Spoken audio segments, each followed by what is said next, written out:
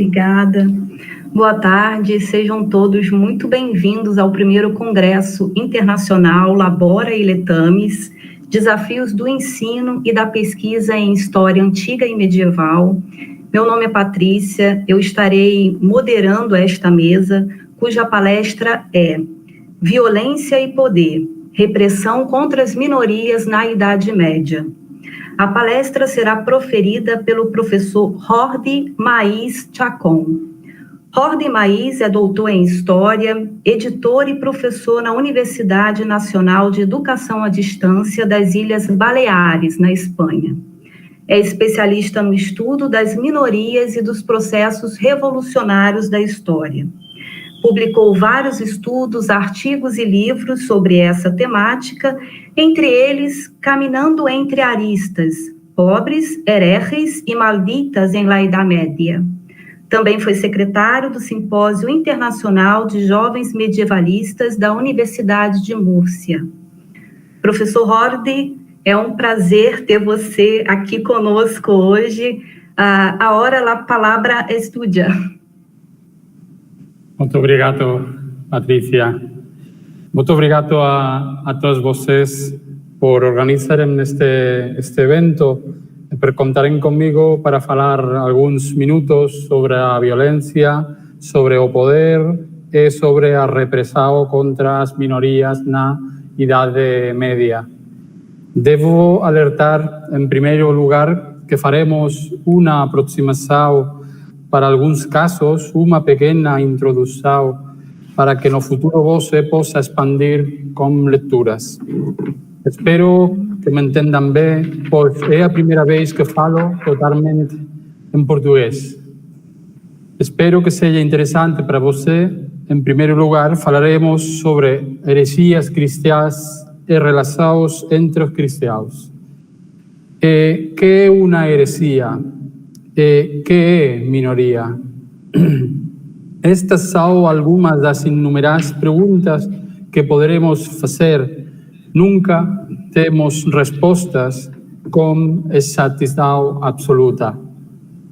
Para entender as heresias, as minorias medievais, é necessário abordar sucintamente o conceito de ortodoxia e o conceito de maioria. Pois não podemos explicar a heterodoxia religiosa, política ou cultural sem criar um espelho, embora seja metafórico, no qual podemos pintar algumas características da ortodoxia citada. É caracterizado como uma negação do outro. Muitas heterodoxias existem apenas aos olhos da ortodoxia, da maioria ou daqueles que afirmam ter a verdade absoluta. As heresias do mundo medieval não podem ser entendidas sem a compreensão da visão do mundo mantida por aqueles que os julgarão, os inquisidores. juízes do divino, mas também do terrenal. Em um mundo em que para muitos a vida após a morte estava lá, então a sua vida cotidiana. As heresias no cristianismo existem na prática desde a sua fundação. Sua fundação, a expansão dos seus usos e modos acabarão gerando particularidades bem recebido por alguns e não aceito por outros. Quando o cristianismo, como instituição, regulam seus princípios morais e dogmáticos, ele vai acabar configurando um universo totalmente novo para si e para o resto. Neste sentido, serão formadas abordagens heregéticas que não compartilham métodos e mesmo não aceitam hierarquias ou preceitos ditados. Neste sentido, serão formadas abordagens heréticas que não compartilharão com estes métodos. Na praxis, boa parte desses movimentos, alternativa em alguns casos e oposição em outros, eles não foram muito além da mera expressão por escrito, com algum texto ou por meio da sua presença em alguma discussão pública. O tempo que temos e o formato desta palestra não nos permitirão aprofundar extensivamente algumas das razões que explicam e argumentam o conflito entre crenças medievais. As heresias, eles são talvez um dos fenômenos mais exclusivos da Idade Média. É a violência. O que é violência? Através do prisma do materialismo histórico, Pierre Bonacy, Rodney Hilton e outros autores, a violência presente nas sociedades históricas se manifesta e cumpre uma função transicional de mutação de uma sociedade cujas contradições se manifestam de forma violenta e também é utilizada para manter estruturas que beneficiam uns e prejudicam outros. A violência simbólica, cultural, física, também a violência econômica e outros espaços, mas não é novo, nem exclusivo da Idade Média. Existiam fases anteriores e fases posteriores. Não existe hoje, mas voltemos às minorias, neste caso dentro do cristianismo. 313, Edicto de Milão. É uma data-chave para a história do mundo antigo, romano e medieval.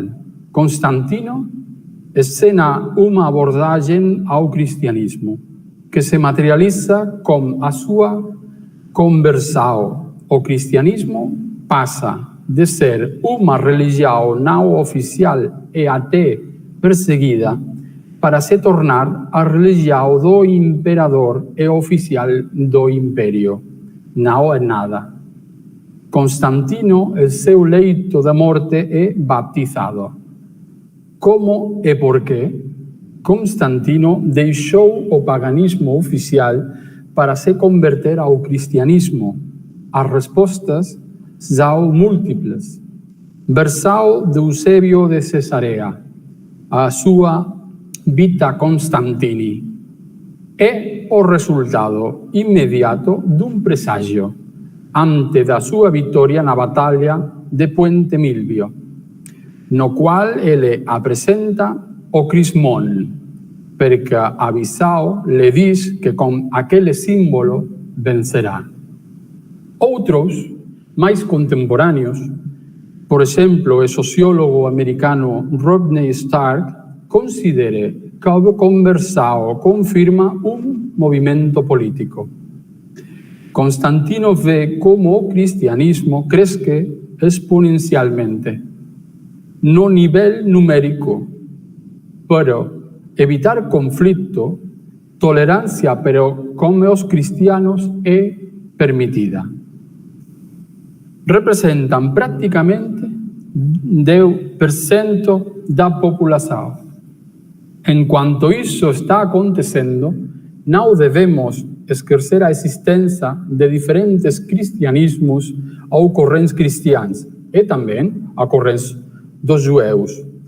Durante seus primeiros séculos, parte do cristianismo se esforça para estabelecer uma ortodoxia cristã, materializado no Concílio de Nicea e consolidando sua posição com o Edicto de Tessalônica, acordo de que na prática significa subir mais um degrau.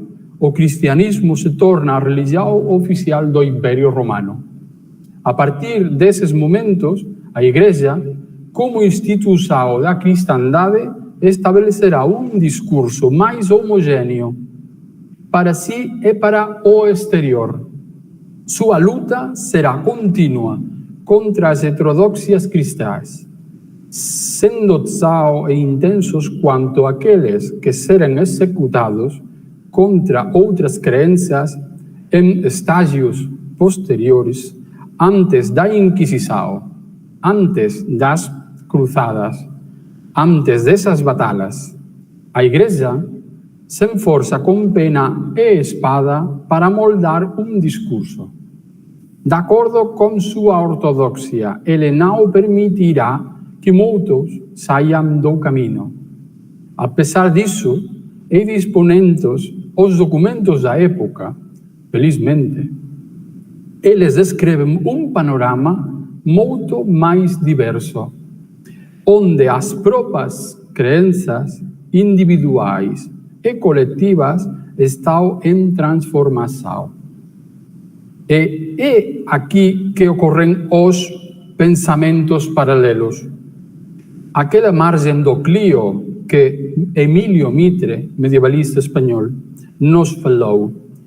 Aí estão as heresias, e esse será o nosso primeiro cenário. Esse movimento de mudança, resposta e renovação, por vozes provenientes do dentro da instituição, será uma constante. Do cristianismo, eles foram, são e serão do judaísmo, e isso também e quanto será no Islã. A ideia de uma única voz, uma voz válida para interpretar os planos divinos, irá percorrer um longo caminho. Dogmas são discutidos, formas são discutidas, litúrgias, hierarquias, princípios. Em suma, tudo é discutido. E às vezes, quando é discutido, acabam confrontando. Vejamos alguns exemplos brevemente. Século IV. Religião, crenças e situação econômica e social andam de mãos dadas. Assim é com o priscilianismo. Um movimento herético basado na pobreza. Na austeridade em momentos de pobreza. Entre outras coisas, o priscilianismo criticou durante a escravidão como instituição e como modo de vida, além de conceder às mulheres uma importância indevida da época, permitindo seu acesso aos templos e a participar em determinadas cerimônias, recomendando a proibição do álcool, o uso de litúrgias com dança. A influência do priscilianismo já se estendeu pela Aquitânia e Espanha.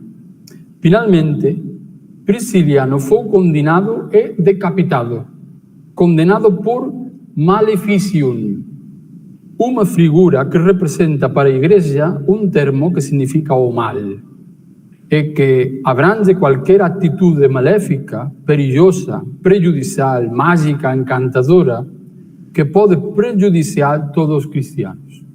Estamos no século IV. Pense, por exemplo, os cavaleiros templários foram executados sob a acusação de maleficium no século XIII por Filipe IV de França. Uma acusação que lançou as bases para subsequente caça às bruxas também no continente europeu. Prisciliano não é a primeira nem a última das heresias. Alguns autores falam da primeira heresia maniqueísta, ou talvez de uma religião anterior, fundada na área do Irã por maniqueísta e logo na Síria.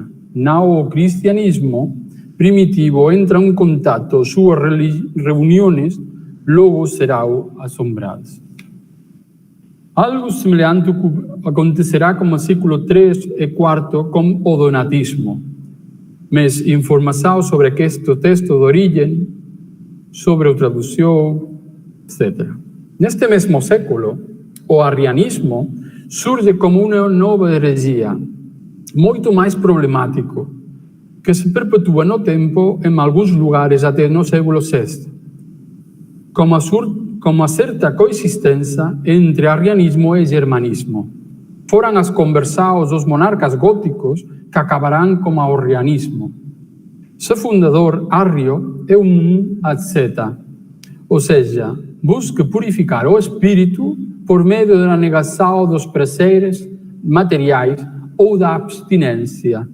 Este padre de Alexandria coloca na mesa que Deus é o único que pôs a natureza divina e Cristo, como seu filho, é uma criatura que não pode ser considerada totalmente divina.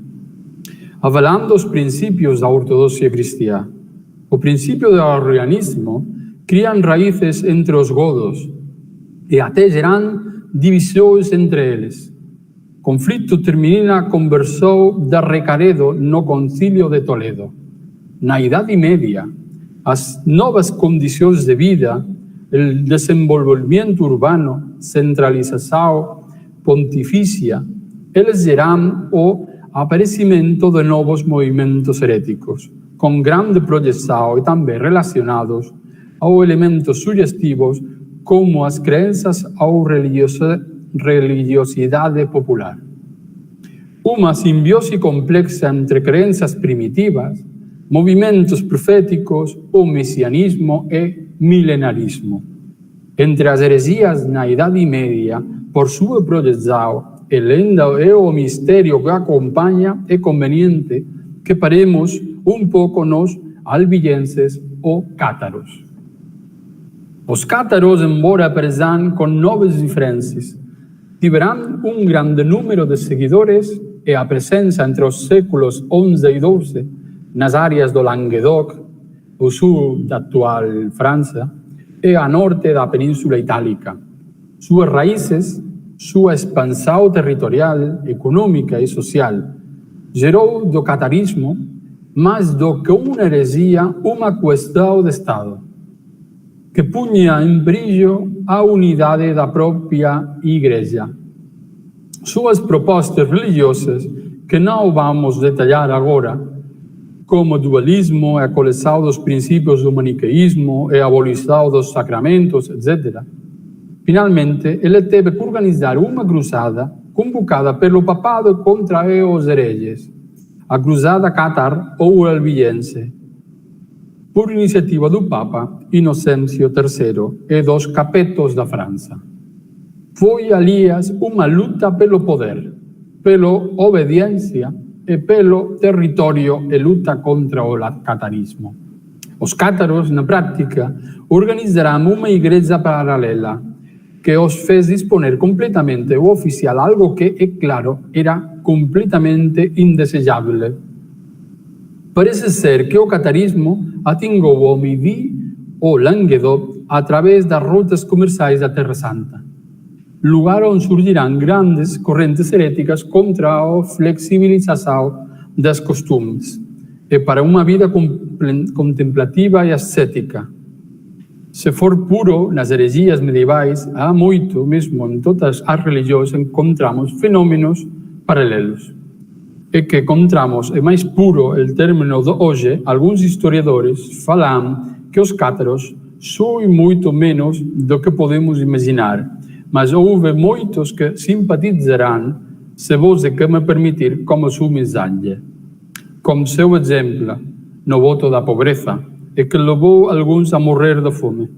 Na castidade, na súa integridade moral, vai moitos querem ser puros, mas não conseguirão, certo? Cidades importantes como Tolosa, Carcassonne e Albi tornaram-se o centro do assalto dos cátaros, áreas nas quais eles não apenas vagueiam livremente a sua fala, mas onde não foram perseguidos pelos enviados do Papa. Com a chegada de Inocêncio III, derrotar os cátaros era uma questão de Estado. Neste momento conturbado, além dos cátaros e do papado, o rei do Aragão, Pedro II, aliado do conde de Tolosa. A estratégia do papado era clara. Em primeiro lugar, por meio dos seus legados, para fazer com que deixarem de apoiar o movimento. Eles são obrigados a perseguir o catarismo, algo que inicialmente recusaram. Estes foram excomulgados, incluindo o conde de Occitânia. Após a negação, procedemos à cruzada contra os cátaros. O Papa exortou, como a pouca resposta inicial, Felipe II de França, a iniciar uma cruzada contra os cátaros. Enquanto isso acontecia, o legado do Papa, Pierre de Chassenau, foi assassinado por seguidores do conde de Occitânia. O acontecimento foi o desencanto, o casus belli da cruzada. Felipe II da França decide não participar, mas dar liberdade aos seus súditos. O conde de Tolosa decide ficar do lado dos cruzados, pedindo perdão ao Papa. O exército, segundo fontes, cerca de 30.000, iniciou a cruzada sob o comando de Simão IV de Montfort. O cerco e captura dos cátaros a Balears, cerca de 8.000 pessoas são mortas. Do sítio lembra a frase atribuída ao legado papal, Arnaud Almergui: mate todos eles, para que Deus reconheça os seus.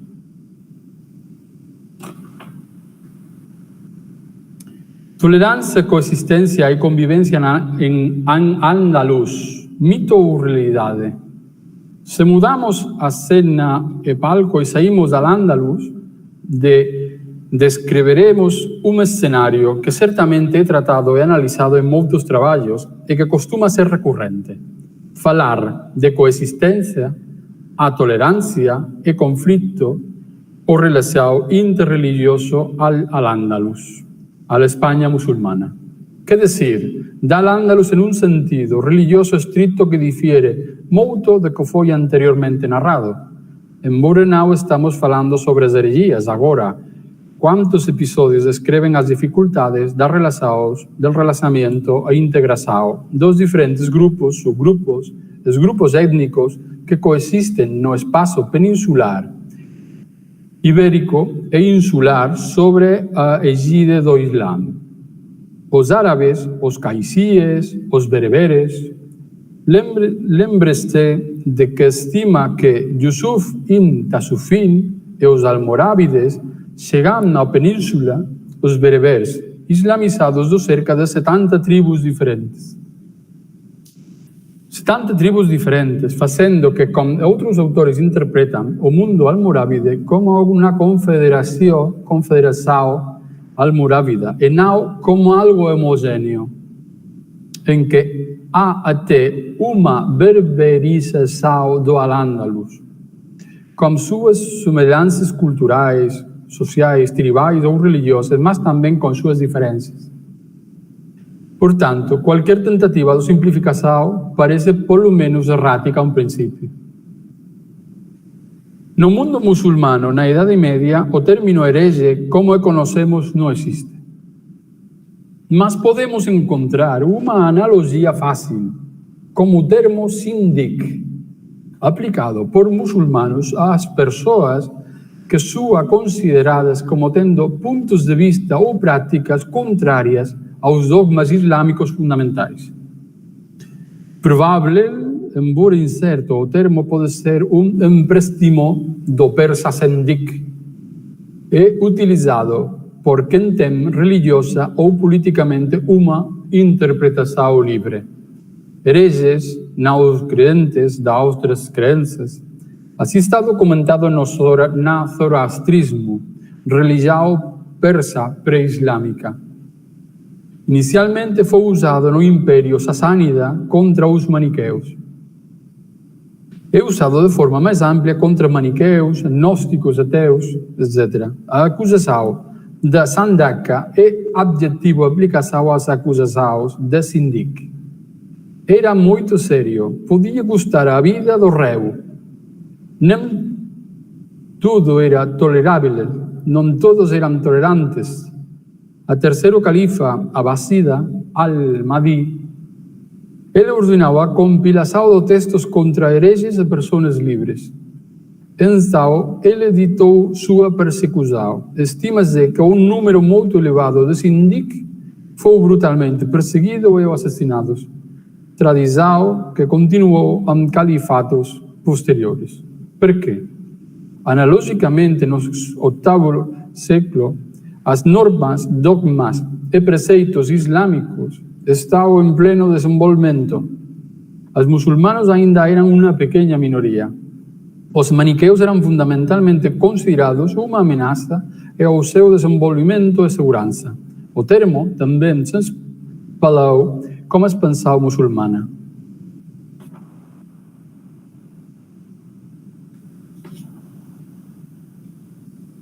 É difícil falar da convivência e coabitação sem explicar brevemente a organização social da Al-Andalus.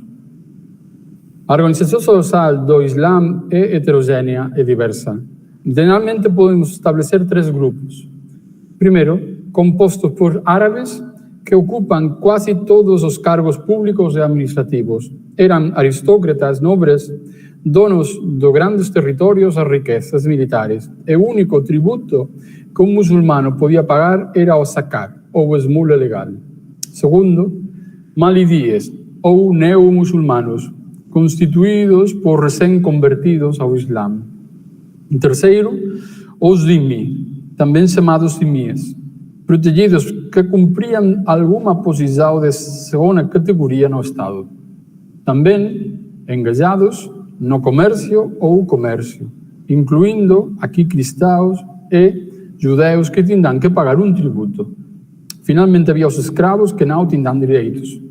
Autores como García San Juan, esses fatos aparentemente contraditórios que incluem limitações e permissividade como a tolerância discriminatória. Algumas liberdades são generalmente reconhecidas, mas eles não têm todos os direitos.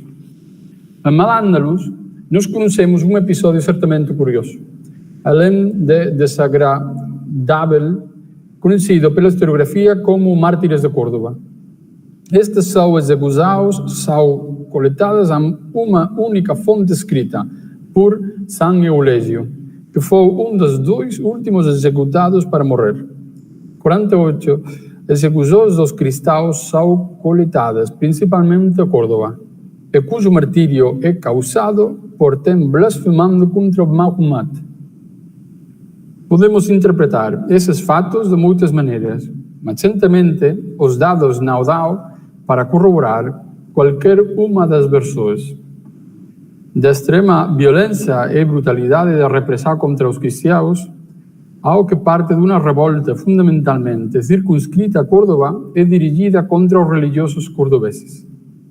De qualquer forma, se voltamos para a lei muçulmana, ofensas de blasfémia são criminalizadas e claramente condenado à morte, seja este judeu, cristão ou muçulmano.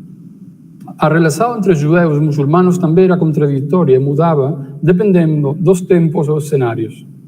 Embora o trabalho e o uso dos mercadores judeus de sigil massa foram permitidos que conectava Al-Andalus com as rutas de compra e venda de escravos e ouro do continente africano. O trabalho de Maimônides, médico, astrofísico, e outros intelectuais judeus foi permitido, estudado e analisado. Gerou-se uma política de intolerância que, às vezes, isso certamente permitiu expressões violentas. E sobre os judeus, o quê? Separando nas etapas anteriores por razões de tempo, século XII, o terceiro concílio de Letrán, já tem disposições contra os judeus.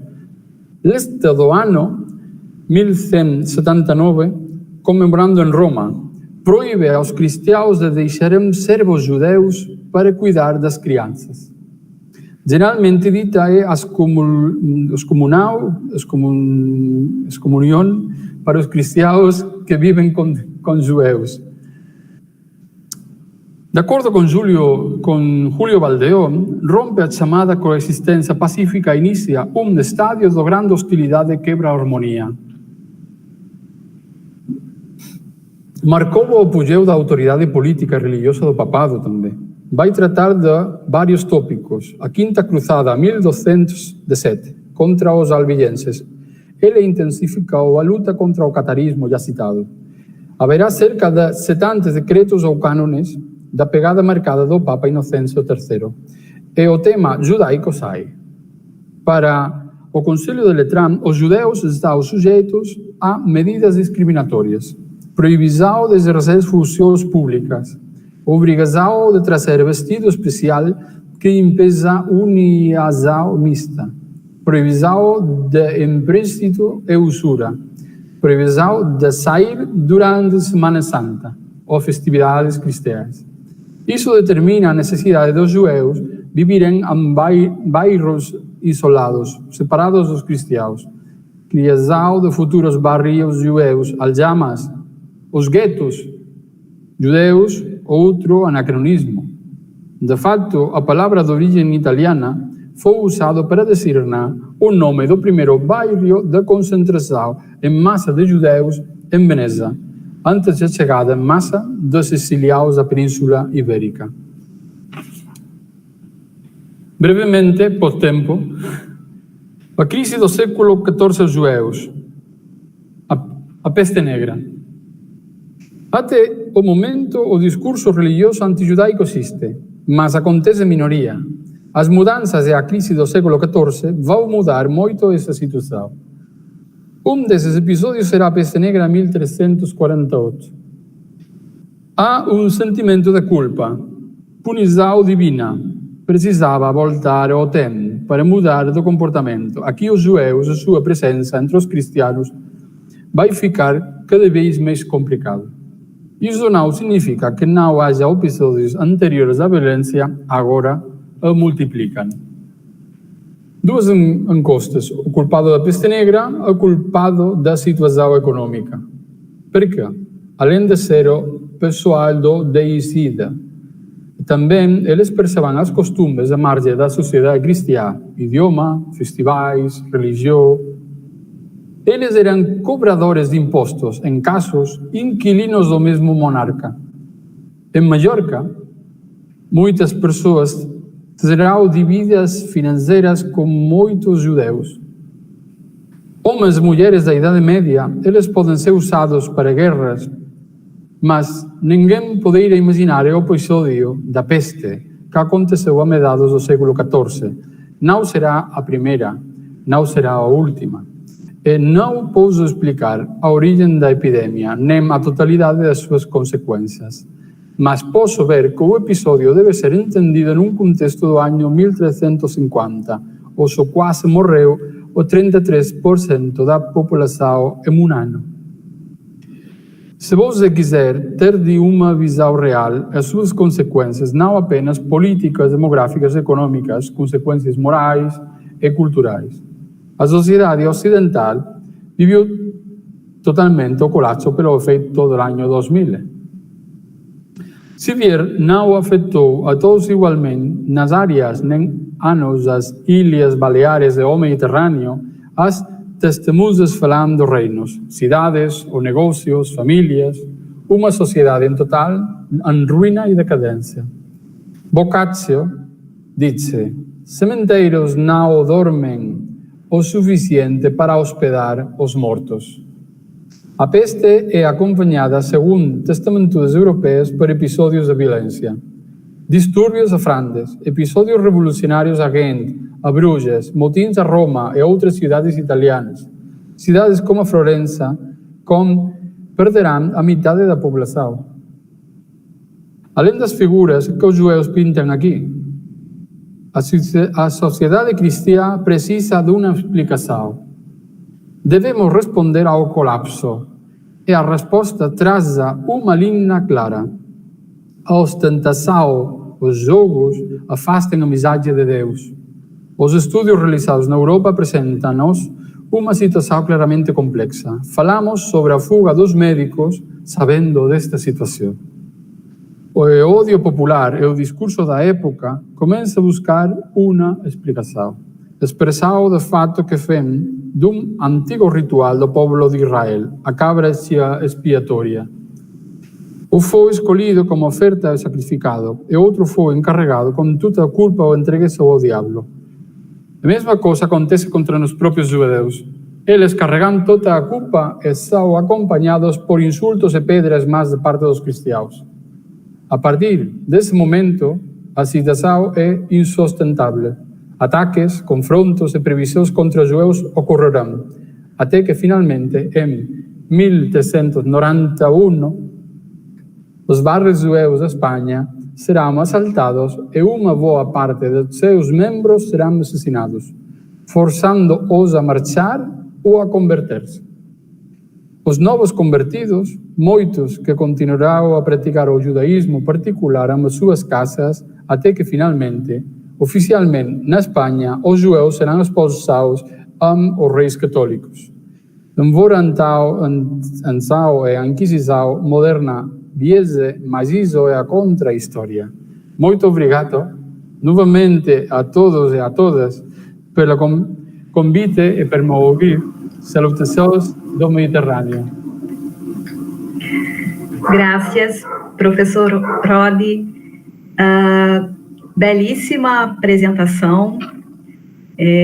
Trouxe para a gente alguns conceitos complexos, como heresia, ortodoxia, violência, e manejou muito bem a relação desses grupos étnicos religiosos e a repressão.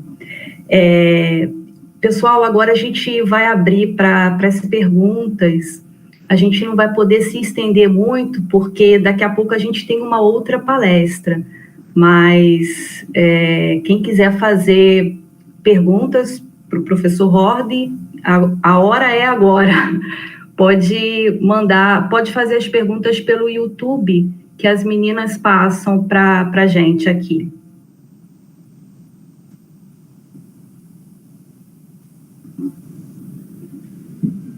Patricia, mientras hay preguntas, te hablaré en español.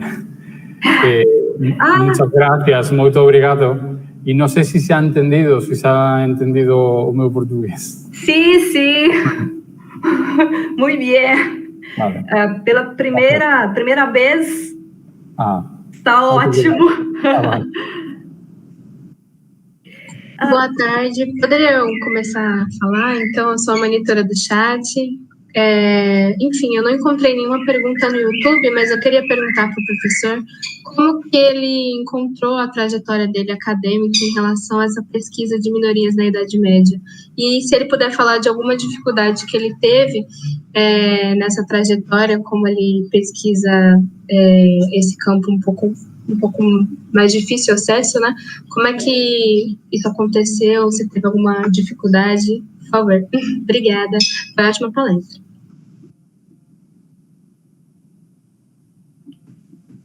Obrigado, Laura. No sé si he entendido muy bien la pregunta, Patricia. No sé si me puedes ayudar. Creo que me ha preguntado sobre las dificultades de las pesquisas, sobre la violencia. Sí, de todas las investigaciones, la trayectoria académica, la tuya. ¿La mía? Sí. Vale. Bueno, lo haré en español, despacio. Mi tesis doctoral trata sobre la violencia económica y social contra os judeus na Idade Media a Mallorca. A principal dificultade é a questão da informação da primeira mão, da informação documentais, correto? Os protocolos notariais, documentos oficiais interparticulares a la Mediterráneo da Idade Média, especifica a problemática da época.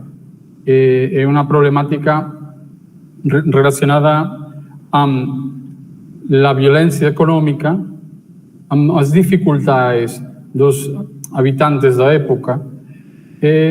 Aquesta violência se documenta e cresce, aumenta, em momentos de dificuldade. Atualmente, estou estudando as minorias religiosas, os movimentos, as heterodoxias, mas são interessantes para mim confrontar o discurso oficial e a realidade cotidiana. Questa confrontação, confrontação do discurso oficial da instituição religiosa cristã ou da instituições judeus, se manifestam a problemática do momento. Por exemplo, meu último, não sei como se diz último, estudo de herege de Praga, da República Tcheca, é herege que confronta a sua oposição às guerras hussitas. O seu discurso é: mas eu não vou participar das guerras, eu plantejo uma alternativa pacífica. E questo è un messaggio di questa eresia, è un'eresia molto sencilla, facile, antimilitarismo na Idade Media, o concetto anacronico, mas é un messaggio interessante de confrontar, amb aquesta idade do discurso oficial da institució e as respostas, as diversas respostas. No sé, Laura, si he resposto a teva pergunta e se has entendido a minha resposta. Sim. Muito bem. Perfeito, obrigada. Professor Jordi, uma pergunta. Como você analisa a questão da tolerância ou das práticas, né, e das ideias que hoje a gente chama de tolerância nas suas pesquisas, para esse contexto da Península Ibérica medieval? Qual é a relação dessa tolerância, né, entre aspas, e a repressão? Porque eu acho que é um assunto, é um tema ainda que gera muito desacordo entre os historiadores. Se você puder falar, obrigada. Obrigado por la pregunta. Contestaré, creo que lo haré mejor en español. Es un tema polémico.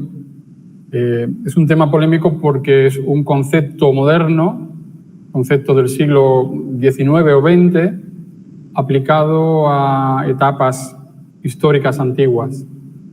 En España es un concepto polémico también porque representa el debate sobre a identidade nacional de España.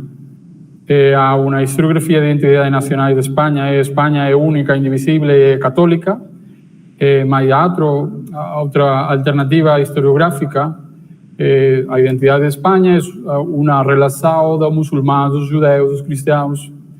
Questo è un debate complexo. Mas a minha experiência é a dificuldade do historiador do século XXI analisar conceptos do XXI, do século XX ou XXI, para analisar conceptos ou fases culturais da Idade Média. Por exemplo, he citado o conceito anacrônico do antimilitarismo. pero o debate é importante. Mas a minha experiência, a relação interreligiosa na Idade Média, ao século XIV, 13, 14, 15, à Península Ibérica ou às Ilhas Baleares, é um conceito complexo. É espaços de tolerância, é espaços de convivência, é a judeu na administração muçulmana, é a muçulmano na administração cristã. Questa coexistência dificulta, manifesta muito mais violenta na final da Idade Média. A etapa do século XIII e XIV, por uma banda, a crise econômica do século XIV cambia radicalmente o mensagem da Igreja e o mensagem popular, a imagem do outro como inimigo da minha realidade, como responsável da minha situação personal, quer dizer, ao cristiano, ao judeu como responsável da crise econômica, a crise personal, da peste negra, etc. E ao século XIV, 13 a 14, o discurso da Igreja é muito mais uniforme da instituição. A Igreja vai ocupar espaços do poder que não controla, espaços do poder também que não a Igreja, também os poderes econômicos. Por exemplo, há judeus que falam de administradores econômicos ou reinos cristianos de Castela ou de Aragão. Com esta posição dos judeus é forte polêmica para o resto da sociedade. Estes processos múltiplos e complexos, pero a Idade Média também encontramos espaços de tolerância, da normalidade entre as pessoas que fazem laboro, a questão privada da religião e a questão à margem. Penso que cada historiador pode trovar o seu ponto de justificação da sua argumentação. Não sei se me explicar a resposta, Patrícia, não sei se me vou explicar. Sim, graças. Bom, pessoal, a gente precisa terminar. Agradecemos novamente ao professor Jordi pela participação, pela excelente palestra, conferência, e também agradecemos a participação de todos também. E convidamos para a próxima palestra, que será realizada às 15 horas. Até lá, pessoal. Muitas graças. Obrigado e parabéns. Graças.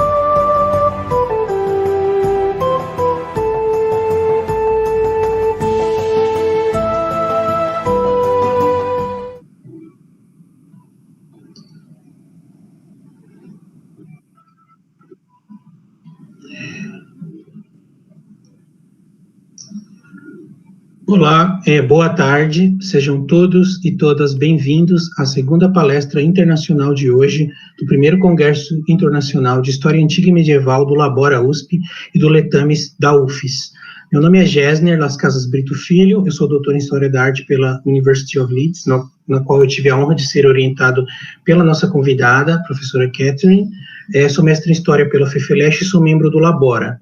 É uma honra apresentar nossa próxima conferência, que será feita pela professora Catherine e Karkov, cujo título é The Medieval Challenge. Antes de apresentar a biografia da professora Catherine, eu gostaria de pedir ao público que assim que começar a palestra, já pode começar a fazer suas perguntas no chat do YouTube. Não se intimidem, pode fazer a pergunta em português, caso você não se sinta confortável para fazer em inglês, pois nós traduziremos para a nossa palestrante. A professora Catherine, ela é responsável pela cadeira de História da Arte e Estudos Culturais na Universidade of Leeds, no Reino Unido. Ela é autora de inúmeros livros e artigos sobre literatura e cultura material da Alta Idade Média da Inglaterra. Suas publicações mais recentes incluem os seguintes livros: Imagining Anglo-Saxon England, Utopia, Heterotopia, Dystopia, de 2020, e a coleção de ensaios Disturbing Times, Medieval Pasts, Reimagined Futures, de 2020. Seu novo livro, cujo título é Form and Image in Early Medieval England, será publicado ainda este ano. Ela é membro do conselho da Manchester Medieval Literature and Cultural Series, Medieval Eco-Criticism, The Journal of the British Archaeological Association e The Old English Newsletter and Leeds Studies in English. Catherine é Fellow da English Association e ganhou o prêmio UK Woman of Achievement. A partir daqui eu prosseguirei em inglês. On behalf of the first International Labora and Letamis Congress, I would like to warmly welcome Professor Catherine E. Karkov. I will be the moderator of this lecture. It's an honor to present our next conference, which will be given by Professor Catherine Karkov with her lecture, The Medieval Challenge. So, with that, I yield the floor to Catherine. Okay, thank you, Gessner, and I apologize for my lack of Portuguese. The biggest challenge facing teaching and research in medieval studies in the era of the culture wars, at least in the UK and the US, is its survival. Now, this has always been a challenge in the sense that the value and or financial viability of medieval studies programs in many modern universities, especially the contemporary neoliberal university, have been in question for decades. The challenge we face now, however, is the question of whether medieval studies should survive, and if it should, then in what form. And I'll say right now that I don't think it should survive, at least not in its present form. And I say that because unlike some of the challenges medieval studies as a humanities discipline has faced in the past, some of the most pressing problems we face today are very much of our own making and indicative of a field divided against itself. When confronted with the problems of racism, nationalism, and harassment of many kinds that have plagued the field for some time and continue to do so, the response of many remains that of medievalist Richard Utz, as quoted in the New York Times in May 2019. People don't become medievalists, he wrote, because they want to be political. Most of us are monkish creatures who just want to live in their cells and write their manuscripts. Indeed, it is that view that has led many universities and departments to question the relevance of medieval studies for modern students and in the problems of the contemporary world. For example, amidst calls to decolonize the curriculum, the University of Leicester announced plans to eliminate the study of medieval literature because it's perceived as all white and irrelevant to the diversity of the student population. Of course, this is not true, and can we have the next slide? Cord Whitaker's book, Black Metaphors, How Modern Racism Emerged from Medieval Race Thinking, is amongst recent research that has revealed both the medieval roots of modern racial thinking and the ways in which the medieval complicated ideas about race in a manner that could usefully inform our thinking and actions today. Nevertheless, the problems of racism within medieval studies, the appropriation of the medieval by white supremacists, and the failure of many medievalists to publicly engage with the political have certainly helped to create divisions in the field that are so deep they may be impossible to mend.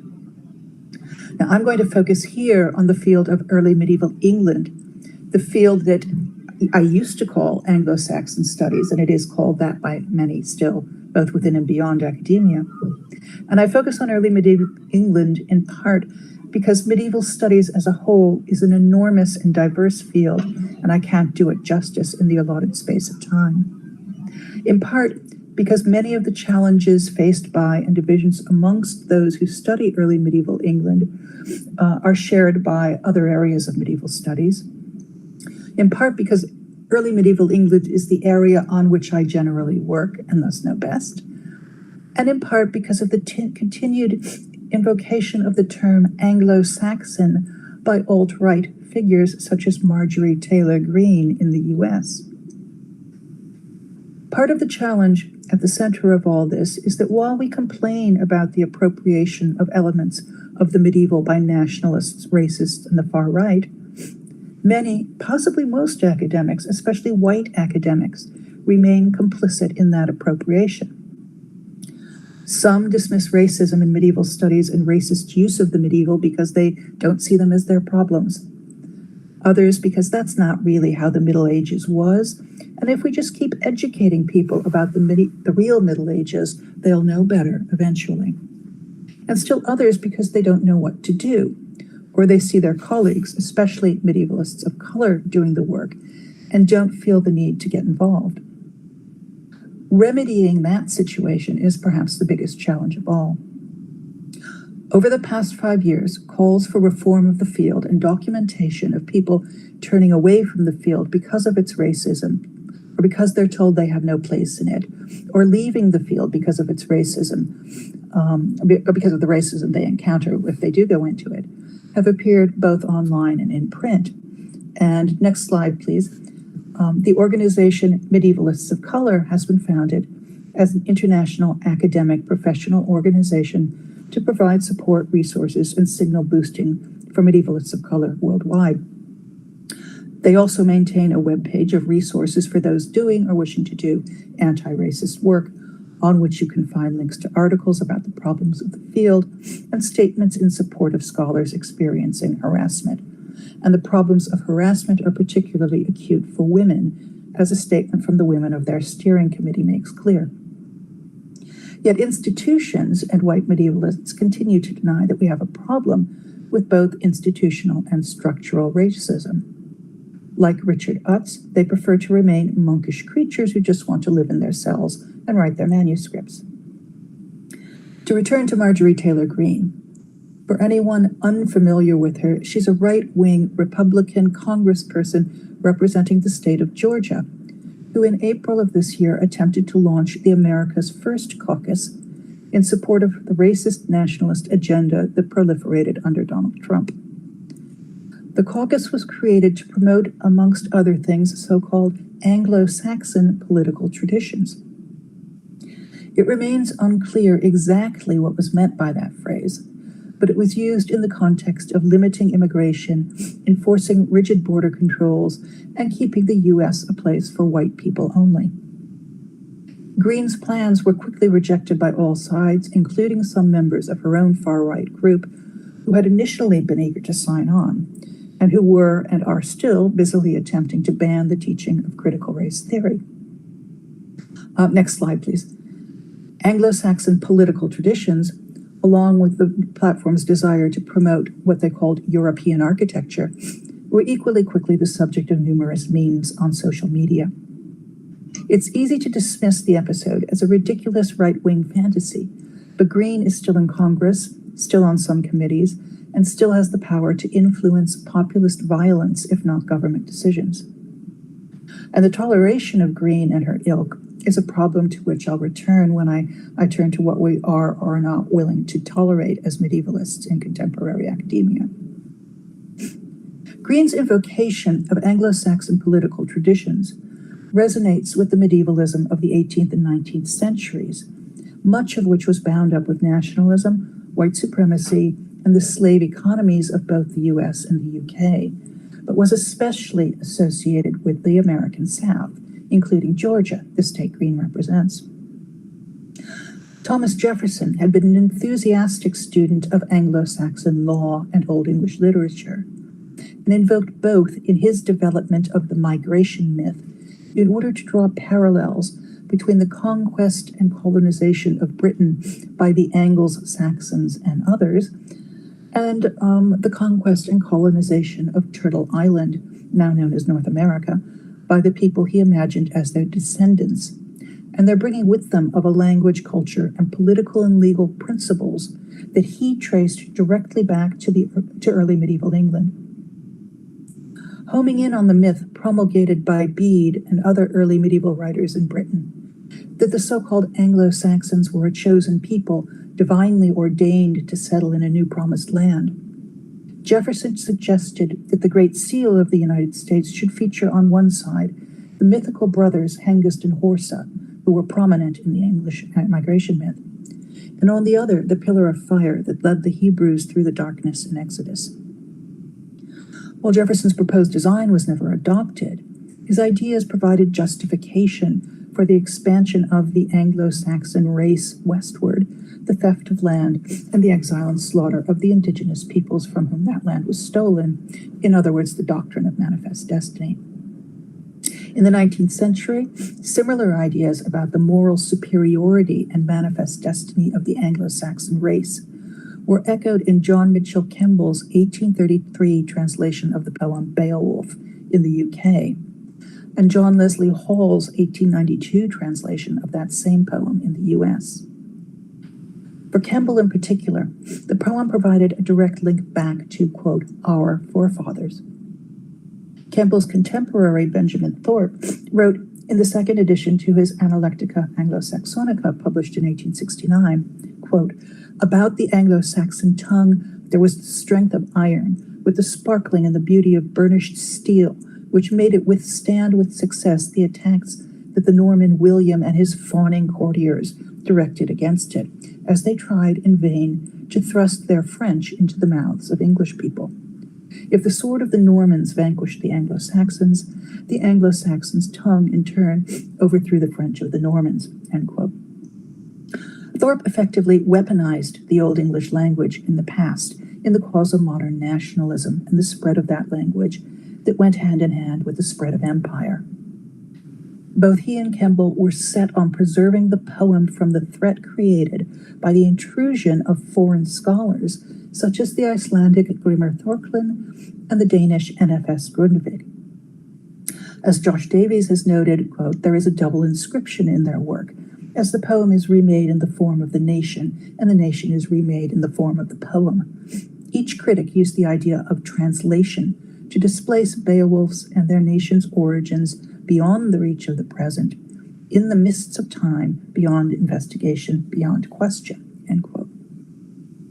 H.E. Marshall's Stories of Beowulf Told to Children appeared in England in 1908, transforming the eponymous hero into a chivalric knight embodying imperialist ideology. U.S. translations for children followed quickly. They were largely aimed at boys and promoted ideas of a nationalist past and heroic masculinity.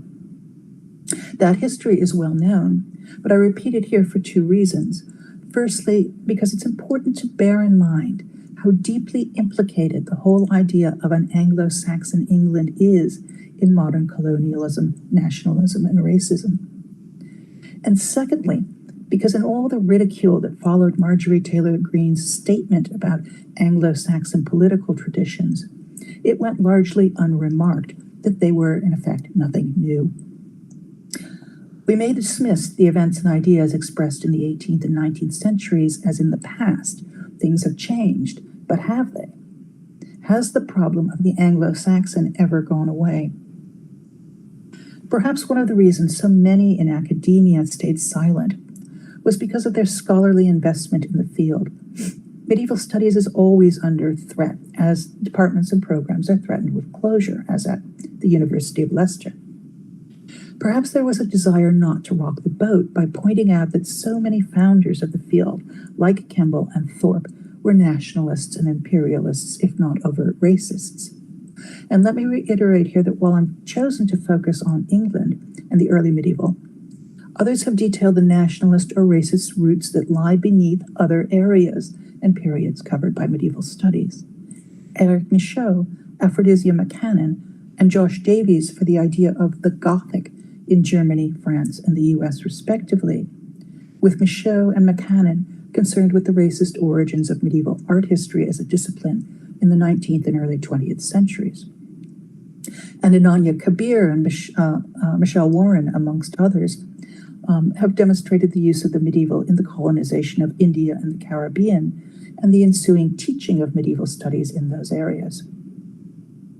In England, however, there is a profound sense amongst many academics that the past is safely in the past, that the entanglement of racism with the Anglo-Saxon or Anglo-Saxonism does not exist, and that any racist implications of the term Anglo-Saxon are all American problems, while at the same time they insist on a direct line of descent of the English of today from the Anglo and Saxon colonizers of Britain. These are erroneous and deeply problematic views.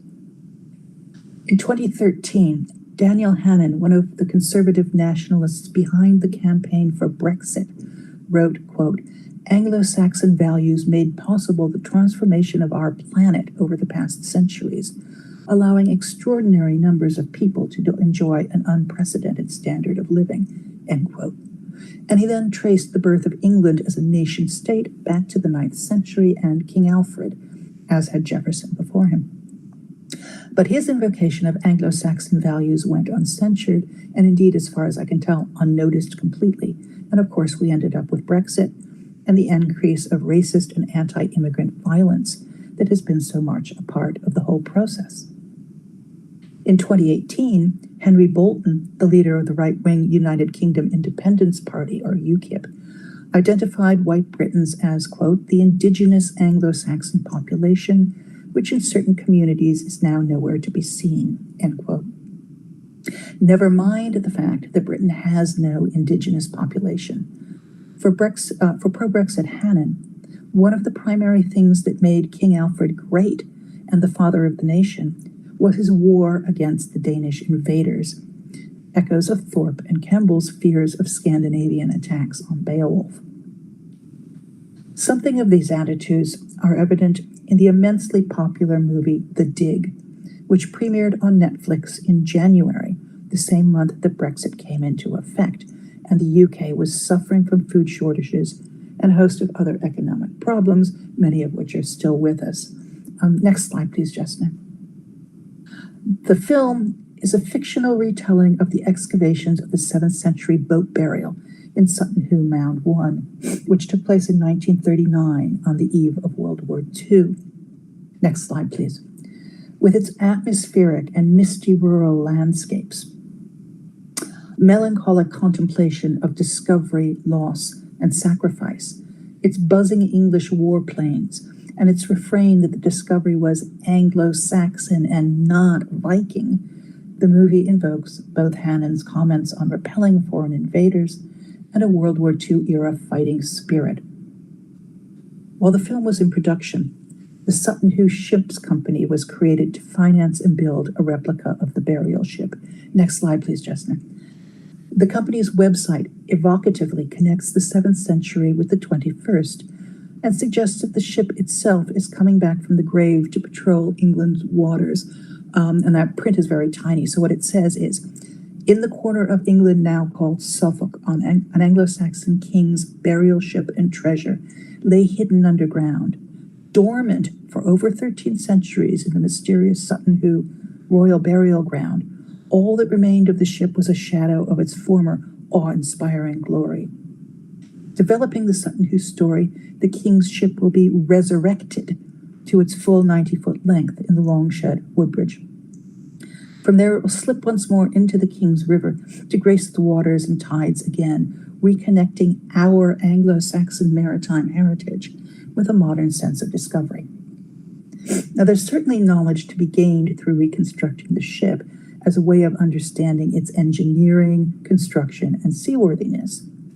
But to claim that the Anglo-Saxon past is something that is alive but dormant and needing to be resurrected, or that Anglo-Saxon heritage is our heritage, perpetuates the racist discourse that has come to surround both the term and the period. This is not the heritage of everybody living in the UK.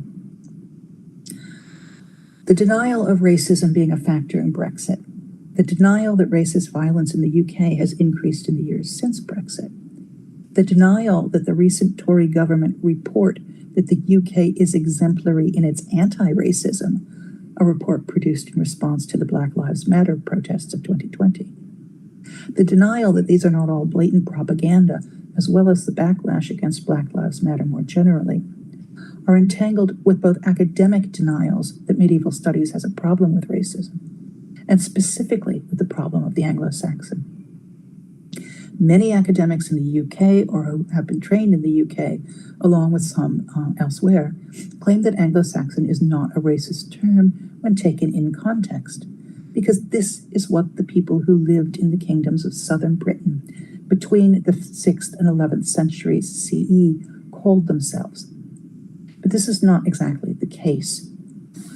Until the late 9th century, these people called themselves Angles or Saxons or Jutes or Northumbrians, Mercians, Bernicians or Dirans or Britons, and so forth, but not Anglo-Saxons.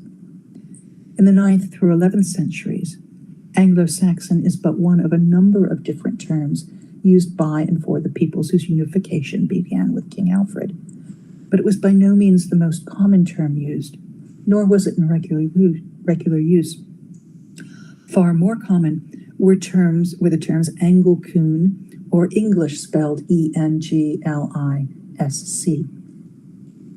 In his article, What Do We Mean by Anglo-Saxon Pre-Conquest to the Present?, published in the Journal of English and Germanic Philology in 2020, David Wilton demonstrates from linguistic and lexical evidence just how rarely and how specifically the term was actually used.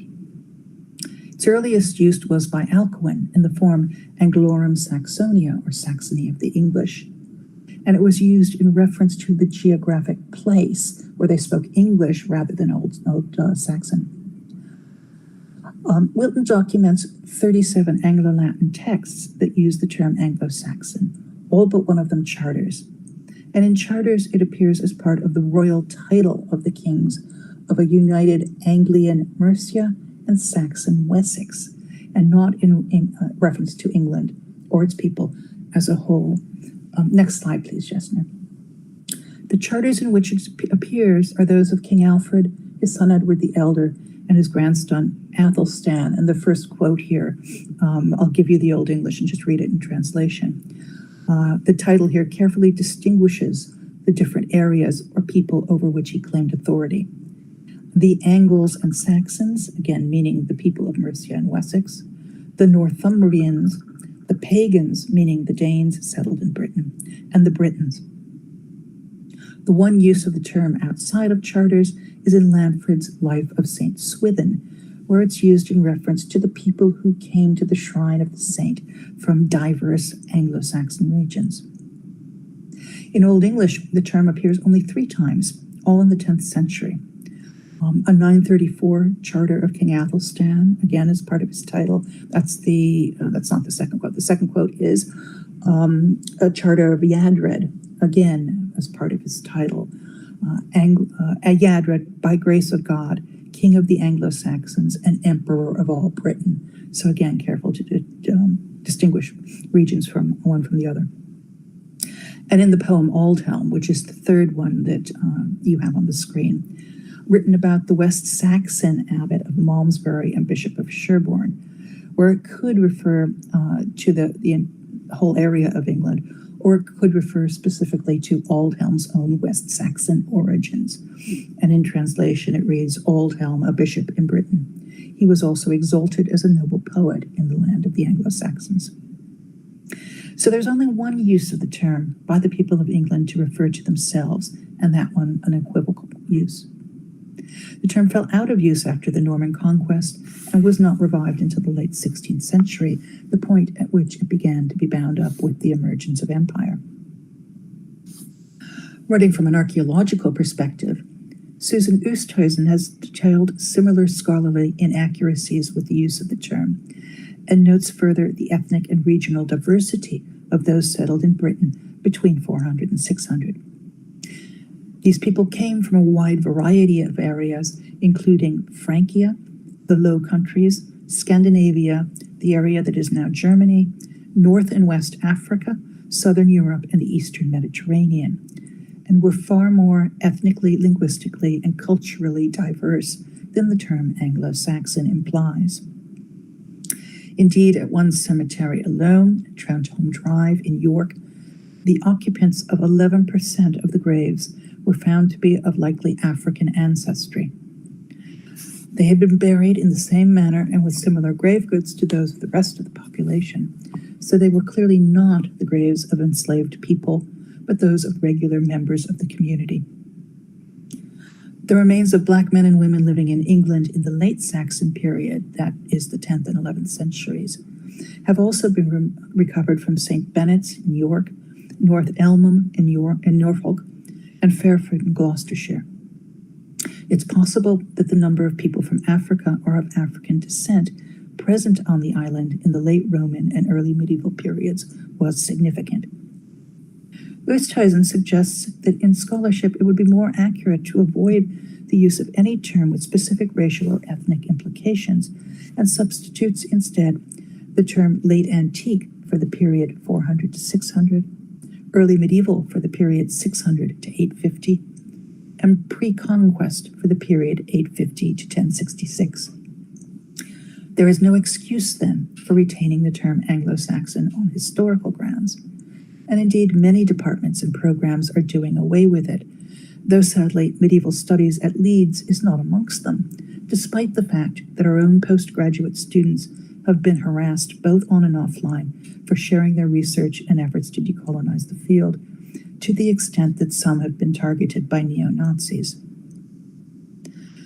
Dr. Mary Rambrin-Olms' very public resignation from the board of the International Society of Anglo-Saxonists due to its racism led to the disbanding of that organization and its replacement by the Society for the Study of Early Medieval England. She and other medievalists of color, such as Dorothy Kim and Sierra Lamuta, have documented the racism they have encountered as postgraduate students, independent scholars, and in academic employment. Or rather, they have provided testimony to the structural and systematic racism that exists within the discipline and the institutions in and through which it is practiced. Shoshana Fellman describes testimony as bearing witness to a crisis or trauma, as what is necessary to bring injustice to light. While Sarah Ahmed, citing Fellman, goes on to note that to testify to a complaint is to testify to testimony. Rambrin-Olm and others have faced the institutionalized problems and backlash for which Ahmed herself provides testimony in her forthcoming book, Complaint, in addition to suffering gaslighting and doxing on social media, in particular by members of the face group Medieval Studies and Open Academic Discussion. Some institutions have failed to act because they claim to have no records of any complaint, and while in some instances this may of course be true, such claims fit with the pattern Ahmed documents of institutions failing to acknowledge complaints and inquiries about them as if they had never happened.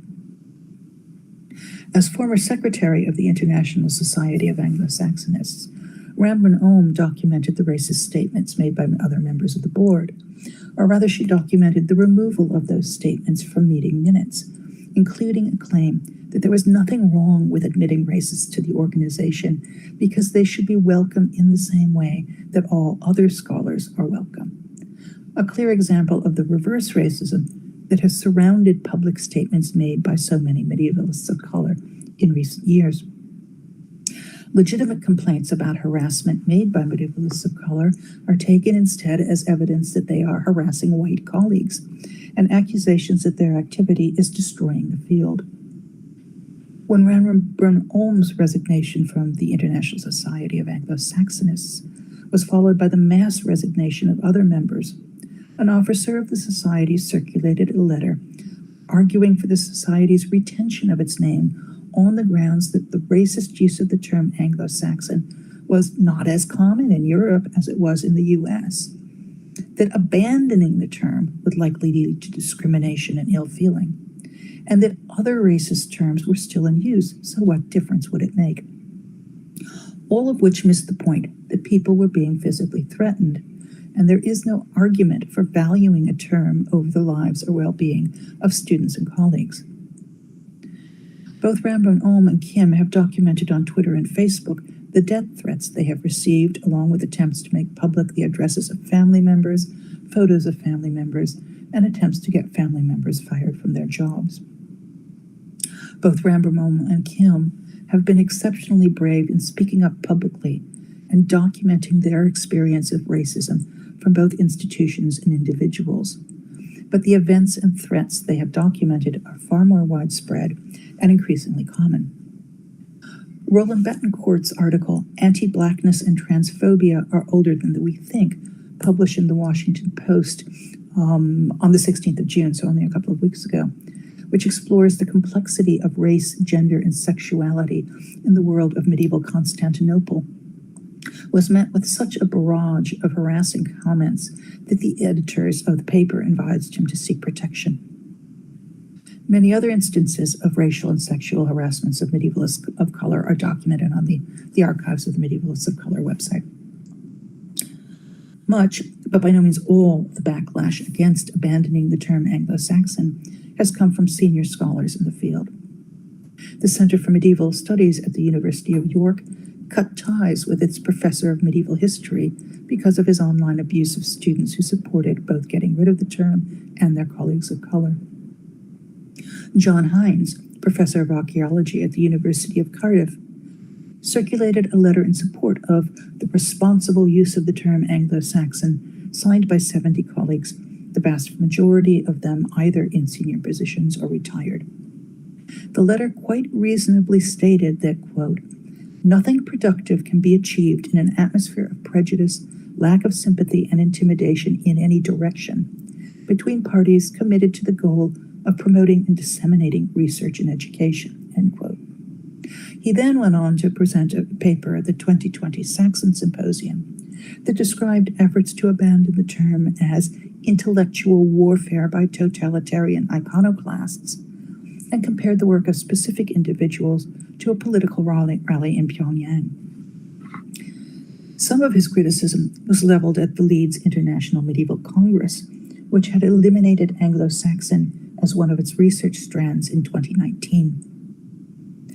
In December 2020, he presented a paper on the same theme, that is, John Hines presented a paper on the same theme, at the Society of Antiquaries in London, one of the UK's most prestigious professional academic organizations. All questions following the talk were mediated, and no questions critical of his views were allowed to get through. Hines is vice president of the Society of Antiquaries, as well as a member of their council and, ironically, a member of their Diversity and Equality Working Group. We have abandoned or are abandoning other racist and problematic terms, such as Oriental with a capital O, because it promotes an outdated and exoticizing stereotype. Saracen, a term invented by the West in an attempt to show that Muslims were untrustworthy and inferior by attempting to deceive the world concerning their genealogy, that is, to be descended from Sarah rather than Hagar. Abandoned Saracen because it too is outdated and reproduces the racism and Islamophobia of the people and period in which it was invented. Byzantine is giving way to the medieval Roman Empire and other terms because of its imprecision and the modern implications the term has come to carry, which situates the place or period in an exoticized and marginalized past. Slaves and slavery, which objectify human life and the abuse thereof, have been replaced by enslaved peoples and the enslavement of people, terms which return the focus to the people who have suffered and continue to suffer.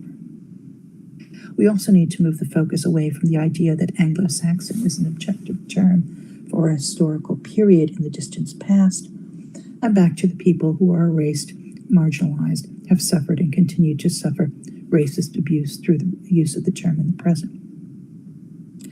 Failure to act on and or support for the term Anglo-Saxon and the racism it signifies and enacts by departments and universities, along with their failure to acknowledge the racism that persists in other areas of medieval studies, while at the same time parading their efforts to decolonize the curriculum, is equivalent to the U.S. Congress's failure to act on the presence of Marjorie Taylor Greene and other racists, or the UK government's claims that there is no problem with racism in this country.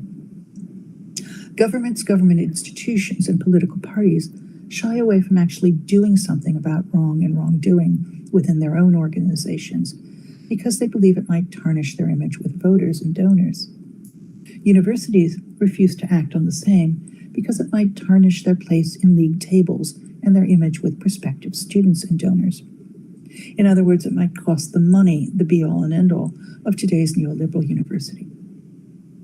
In the Middle Ages, when university teachers and their students were unhappy with their universities, they swarmed, meaning they left en masse and founded new institutions elsewhere. Cambridge, for example, was founded by a swarm from Oxford.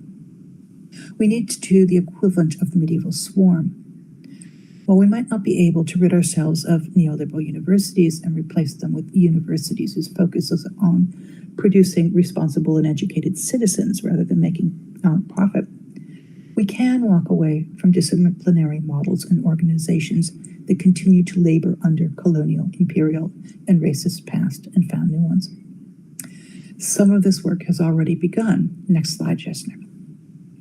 Projects such as Networks and Neighbors, with which I know some of you are or have been involved, is, as it describes itself, a post-national, extra multi-institutional, nonprofit, interdisciplinary research project concerned with the global world of late antiquity and the early Middle Ages. Next slide, please. IONA, which stands for Islands of the North Atlantic, is a professional organization of early medieval scholars who, in their own words, do not perceive our field to be limited by periodization or by place. Next slide, please, and this is the last slide. Toronto University's The Book and the Silk Roads project is similarly concerned with a specific network and how it functioned and changed across the centuries, ancient through modern, exploring the production, meaning, archiving, role, use, and display of the book within the cultures that formed around or evolved from the Silk Roads.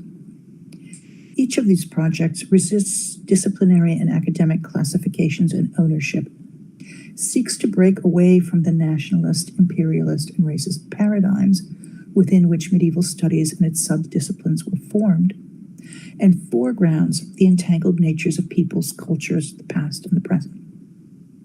The medieval becomes not an objectified and distant past, but a crucial part of understanding the world we live in today and how we got here.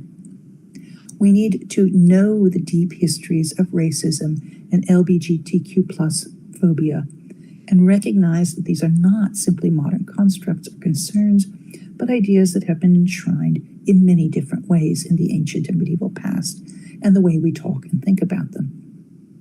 In his recent Washington Post article, Roland Betancourt wrote, quote, "The Middle Ages offer crucial lessons to us today as we continue the struggle for trans rights, work against anti-Black brutality, and articulate the importance of teaching our history of racism in classrooms," end quote. The challenge then is to create the networks, universities, and professional environments that allow us to do this work. Thank you.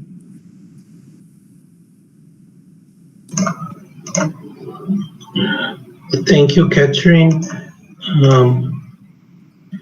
Thank you so much for this brilliant conference. And now I'm going to start with some questions made by the audience. The first question is from Joanna Carniel, a friend from organization of this Congress. She is thinking about how, if you have any advice, or how we Brazilians who are starting to study medieval studies can contribute to decolonize the medieval studies, how we can, if you have any advice or any point to mention. One thing to do would be to join the Medievalists of Color organization, which is free. You can, just join their website and get your name added to their mailing lists. They're also part of organizing, I think it's an annual conference now, Race Before Race numeral. I can't remember exactly how it is, but the conference is Race Before Race. And there's information on the Medievalists of Color website as well.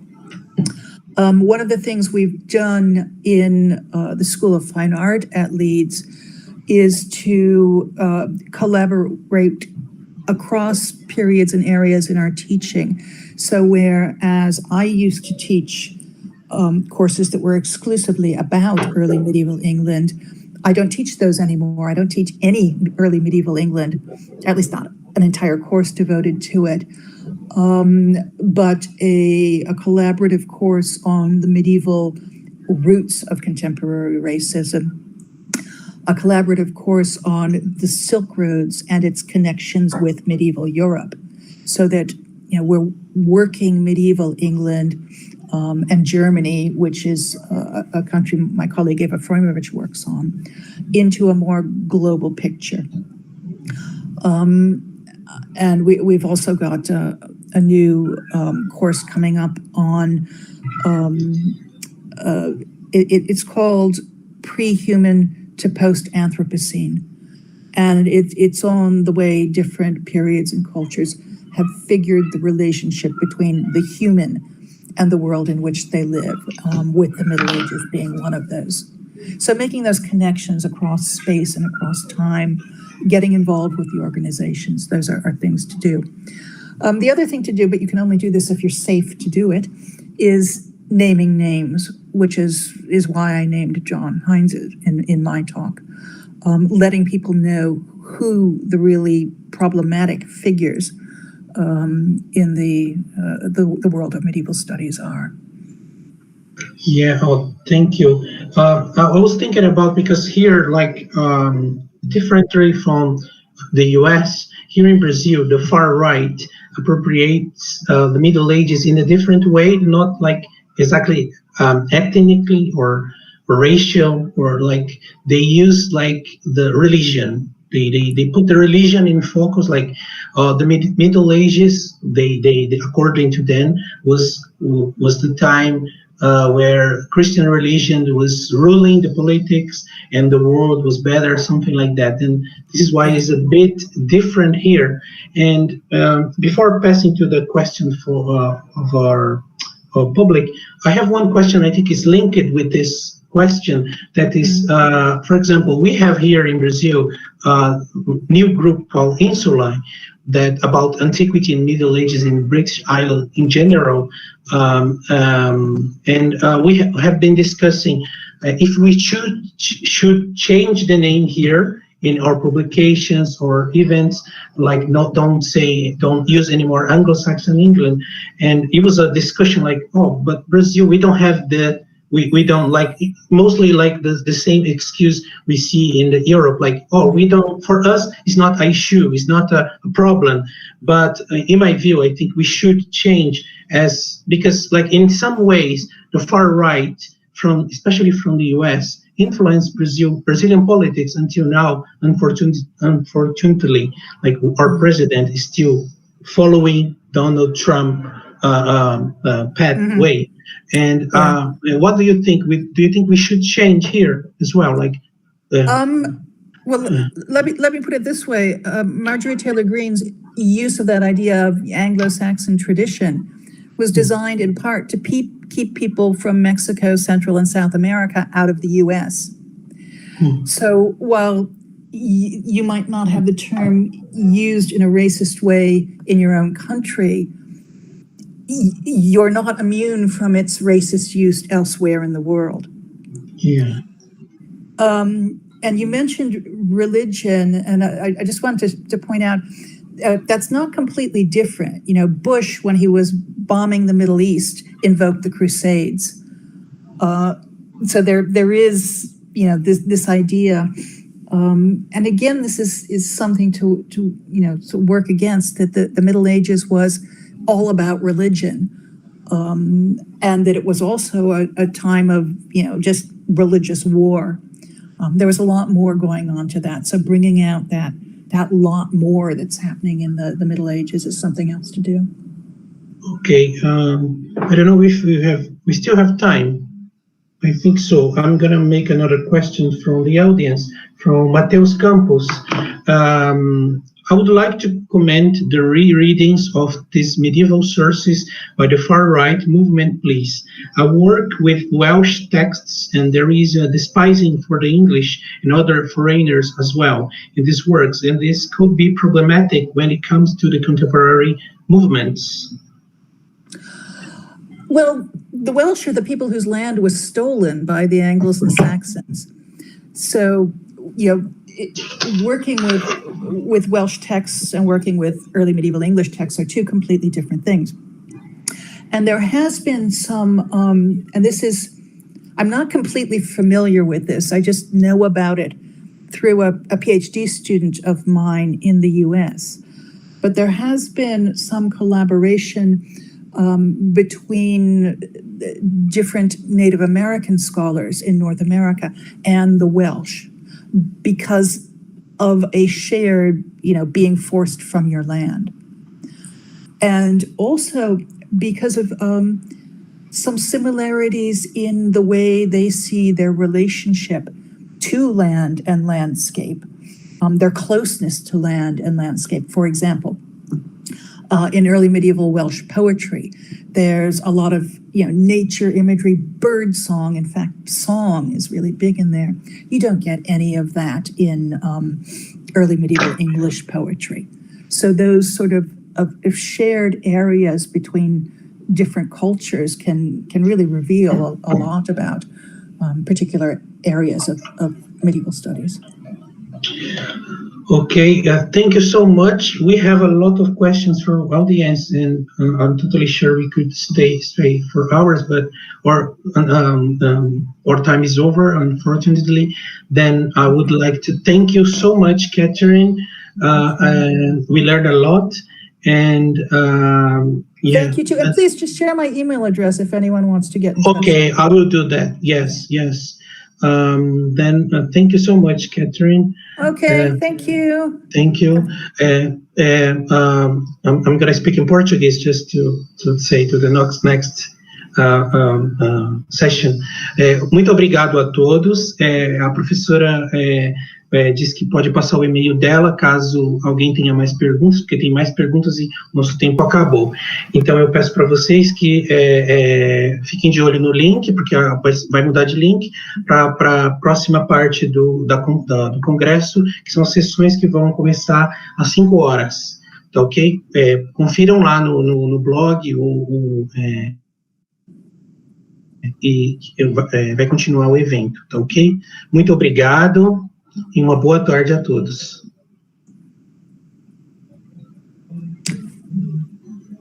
Right, thank you. Bye. Thank you. Bye.